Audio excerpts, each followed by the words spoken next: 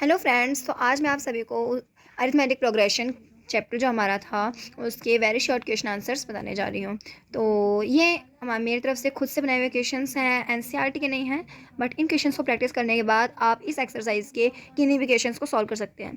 So first question हमारा है कि एक एपी आपको गिवन है 3/2, 1/2, -1/2 एंड -3/2। इसमें आपको बोला है कि फर्स्ट टर्म क्या है, फर्स्ट टर्म बतानी है और कॉमन डिफरेंस बताना है। तो फर्स्ट टर्म तो हमने उस दिन देखा था, हमारी एपी हमने सबसे जो हमारा फर्स्ट में जो लेटर फर्स्ट में जो भी हमारी टर्म आती है वही हमारी फर्स्ट टर्म है।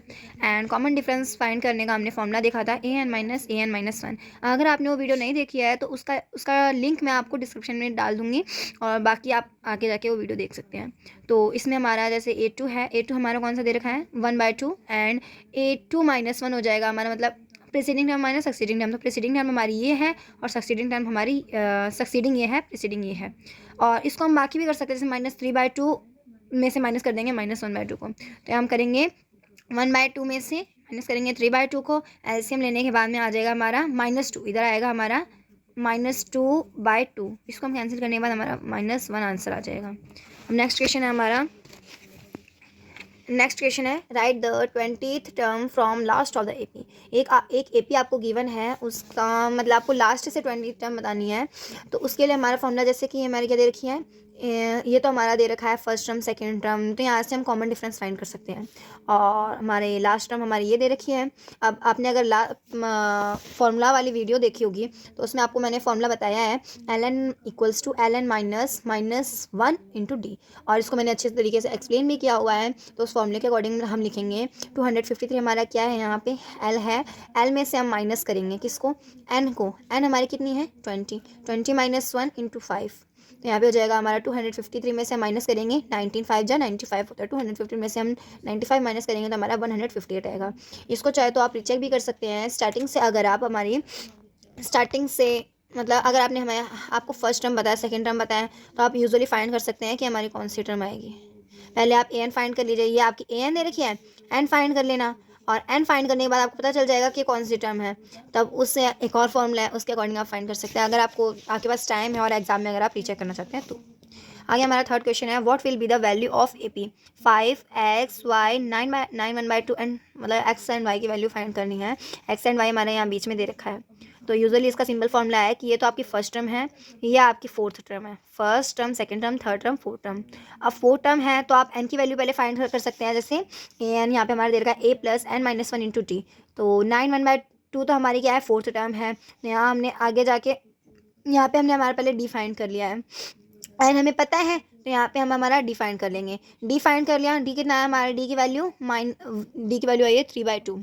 आगे हमारी फिर हम इजीली फाइंड कर सकते हैं, a1 भी फाइंड कर सकते, a1 हमें दे रखी है, ये हमारी a2 है, ये हमारी a3 है, ये हमारा a4 है। तो इसका सिंपल फॉर्मूला है a + d, तो हमारी सेकंड टर्म आ जाएगी, a + 2d मतलब a + 2d तो हमारी थर्ड टर्म आ जाएगी। तो सेकंड टर्म हमारी है 6.5 एंड थर्ड टर्म हमारी है 8। आगे हमारा फोर्थ क्वेश्चन है how many terms of the AP 24, 21, 18 will be 78। मतलब ये आपको एक एपी गिवन है, ये बोला 78 है ना, ये हमारी an है। अब ये है n की वैल्यू क्या होगी इसके लिए, तो सिंपल है कि a की वैल्यू हमें दे रखी है a = 24, d की वैल्यू -3 और यहाँ पे SN है हमारा 78। तो यहाँ पे n/2 दे रखा है। हमारा फॉर्मूला है सम वाला, SN हमारा कितना है 78 है। मतलब इन सभी डिजिट्स का कितनी ऐसी डिजिट्स होंगे, जैसे 24, 21, 18, इनका सम हमारा 78 होगा। तो हमारा अगर जैसे हमने n/2 कर लिया, n हमें नहीं, n की वैल्यू हमें नहीं पता है, n/2 लिखा है यहाँ पे हमारा कितना, a की वैल्यू थी 24, तो 24 2 जा 48 प्लस n की वैल्यू हमारी कितनी है हमें पता नहीं। आगे हमारे n-1 × d की वैल्यू है -3, तो -3 को जब हम प्लस n से मल्टीप्लाई करेंगे -3n, और -3 × -1 हो जाएगा हमारा +3। फिर उसके बाद में हमारी n/2 हमारी वैल्यू है, अगर हम 2 को यहाँ इधर मल्टीप्लाई करेंगे आ जाएगा हमारा 156, और 48 में हम 3 ऐड करेंगे आएगा 51।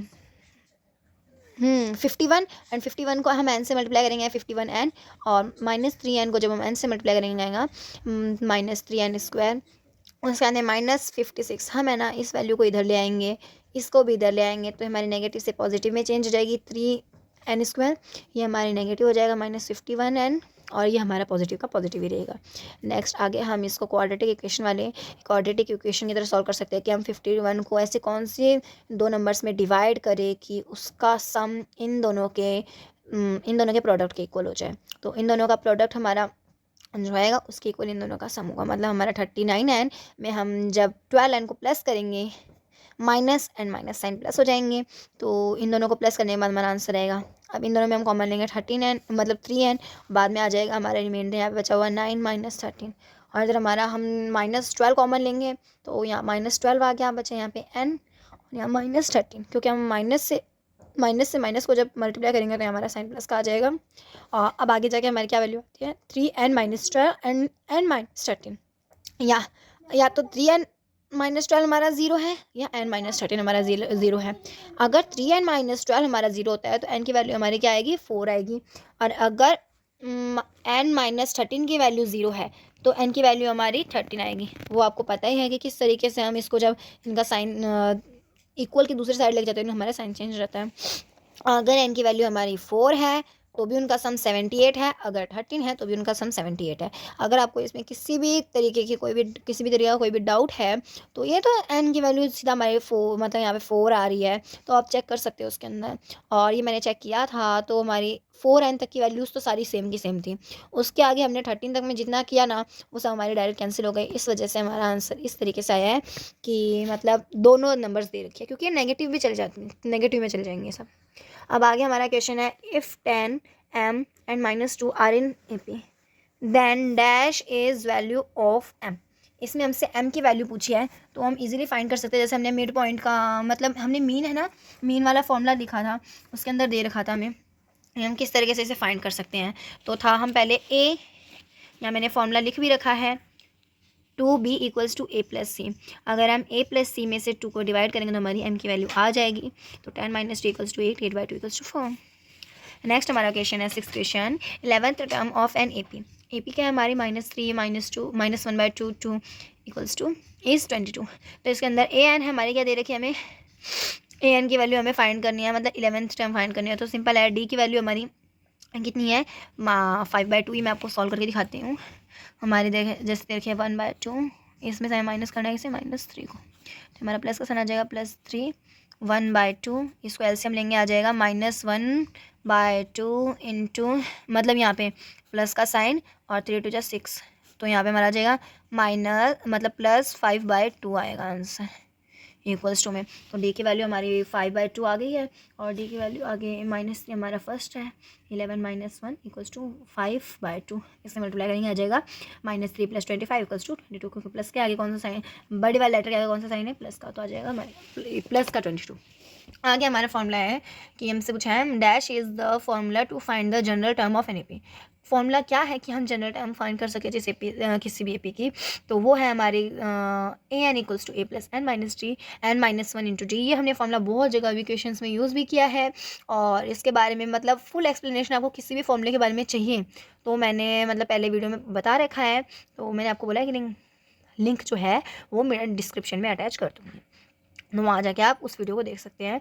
If L be the last term of an AP of an finite AP, अगर एल हमारी किसी भी कोई लास्ट टर्म है किसी फाइनाइट AP की, then formula to get the sum of all terms is, तो सारे टर्म्स जो हैं उनका सम हम कैसे फाइंड कर सकते हैं पीछे से, उसका फॉर्मूला एन मतलब आपको बोल देना सिंपल कि एल अगर आपकी लास्ट टर्म है आपको an मालूम है तो आप क्या करोगे किसी भी फाइनाइट टर्म है उसका फाइंड करने के लिए, तो आपने कभी ध्यान दिया होगा n/2 यहाँ पे आपका लिखा होता है 2a + n-1 इंटू टी, जिसमें से अगर हम a को 1 निकाल दें यहाँ से तो हमारा सीधा फॉर्मूला बनता है a + n-1 इंटू डी। ये हमारा फॉर्मूला बन जाता है, बस इसमें एक a और ऐड हो जाता है। तो सिंपल ये आपका an का फॉर्मूला है, तो हम कर सकते हैं a + an इंटू n/2 है, तो आप an लिखो चाहे l लिखो, बात आपकी एक ही है। आगे हमारा next question the sum of first 10 natural number is 55, क्योंकि फर्स्ट कोई भी लेना है तो हमें कितना है n है n+1/2, तो n हमारे कितने बोले हैं टर्म्स, हमें 10 टर्म्स बोली है। अब 10 में हम 1 प्लस करेंगे हमारा आ जाएगा 11 इंटू 5, 10 से 2 कैंसिल हो गया बच्चा 5, 5 इंटू 11 इक्वल्स टू 55, तो 55 हमारी क्या है इसमें टोटल टर्म्स है। तो फ्रेंड्स आगे हमारा नेक्स्ट क्वेश्चन है nth term of an AP is given by 4 + 3 and find common difference will be. तो तो इसमें क्या बोला है, हमारे ये टोटल टर्म्स है ना, इसके अंदर आपको nth टर्म बता दिया हमारी कितनी है 4 + 3n। इसके अंदर ना हमें n मालूम है ना, a मालूम, ना कुछ भी मालूम नहीं है, हमें बस इतना बताया कि हमारी nth टर्म क्या है 4 + 3n है, इसमें हमें कॉमन डिफरेंस लाना है। तो यूजुअली हमें हमारा क्या बता दिया, an बता दिया है, और हमें क्या फाइंड करना है, हमारी n फाइंड करनी है। तो हमारा d फाइंड करना है, तो हमारा नॉर्मल फॉर्मूला है d = an - an - 1। तो हम ये फॉर्मूला यहाँ पुट करेंगे, तो हमारा हो जाएगा 4 + 3n माइनस, यहाँ पे हम बड़ा वाला ब्रैकेट लगेंगे, इसके हमें आगे भी लिखना है 4 + 3, n की जगह क्या लिखेंगे हम n - 1। तो हमारा क्या हो जाएगा, यहाँ हमारा हो जाएगा 4 + 3n माइनस, यहाँ पे आ जाएगा ब्रैकेट के अंदर ही लिखेंगे अभी हम 4 + 3n - 3। अब जब हम ब्रैकेट को ओपन करेंगे तो उसके आगे हमारी वैल्यू क्या हो जाएगी, आगे हमारी वैल्यू हो जाएगी 3n - 4, मतलब यहाँ पे पहले भी दे रखा था प्लस 4 + 3n - 4, यहाँ पे हो जाएगा -3n + 3। तो हमारा 4 से 4 कैंसिल और प्लस और माइनस कैंसिल, +3n से -3n कैंसिल और हमारा आंसर आ गया +3। तो हमारा क्या है, n की वैल्यू हमारी कितनी है 3 है, मतलब कॉमन डिफरेंस कितना है हमारा 3 है। आगे हमारा नेक्स्ट क्वेश्चन है, number of terms is dash in the given AP 7, 13, 19, 205। तो इसके अंदर में क्या बोला है कि हमें n की वैल्यू फाइंड करनी है, हमें बाकी सब कुछ दे रखा है, a पता है, d पता है और an मालूम है। सिंपल फॉर्मूला है, an की वैल्यू कितनी हमारी 205 = a की वैल्यू है हमारी 7 + n - 1 इंटू d की वैल्यू क्या है हमारी 13 - 7 = 6। तो यह हो जाएगा हमारा 205 = 7 + 6n - 6। 7 में से 6 माइनस करेंगे, हमारा आंसर कितना आएगा 1 आ जाएगा। यहाँ 1 + 6n = 205। जब हम इस 1 को यहाँ लेके जाएंगे तो ये माइनस होकर आ जाएगा 204 = 6n। अब हम n की वैल्यू फाइंड करने के लिए 6 से इसको डिवाइड करेंगे तो आंसर कितना आएगा हमारा यहाँ पे 18, 3 टाइम्स जाएगा 18 और उसके अंदर बचेगा हमारे यहाँ पे 24 = n। सो आंसर हमारा इज 34। और अगर आपको वीडियो अच्छी लगी हो तो वीडियो को लाइक, अपने दोस्तों के साथ ज़्यादा से ज़्यादा शेयर करना ताकि उनके भी एग्ज़ाम में कुछ हेल्प हो सके। और अगर आपको चैनल अच्छा लगे और ऐसी नई नई वीडियोस देखने के लिए, मतलब आगे आपको पता है, यहाँ पे आपको दिख रहा होगा SAT that mean short answer type questions, तो मीन्स मैं इस चैप्टर के आपको शॉर्ट आंसर टाइप क्वेश्चंस भी इसी वीडियो पे जल्दी जल्दी डालने वाली हूँ। तो अगर आपको अच्छा लगे और आगे न्यू वीडियोस ऐसी देखनी हो तो उसके लिए चैनल को जल्दी जल्दी सब्सक्राइब कर लीजिएगा, और मिलते हैं वापस से इसी चैनल पे। Thank you.